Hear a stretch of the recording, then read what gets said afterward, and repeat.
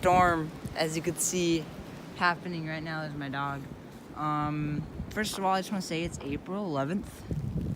It's spring, and yesterday was sunny, and there was no snow on the ground. And now there's probably, if you can see that, probably 3 inches right now. We're supposed to get 6 to 12 inches.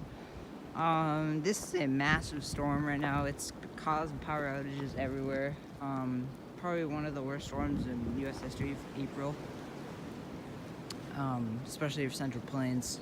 As you can see, it's just coming down. And here, I'll go down to the edge of the road. You can see how much snow. There was barely any. Just this morning. Actually, there was none this morning.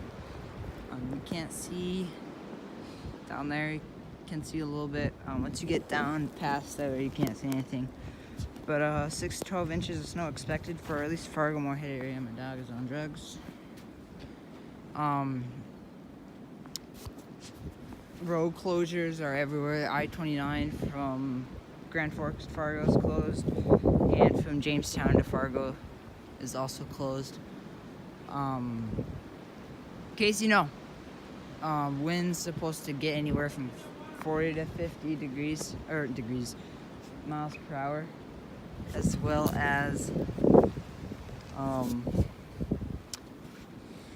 just winds that it actually, like, down in Sioux Falls and Rapid City, the winds got up to 100 miles per hour at one point at best, which is insane for winter. Like, not winter even. But yeah, I'll be riding my snowmobile again in April. But yeah. April 11th, bomb cyclone. It's our second bomb cyclone in a couple months, and our second all year, so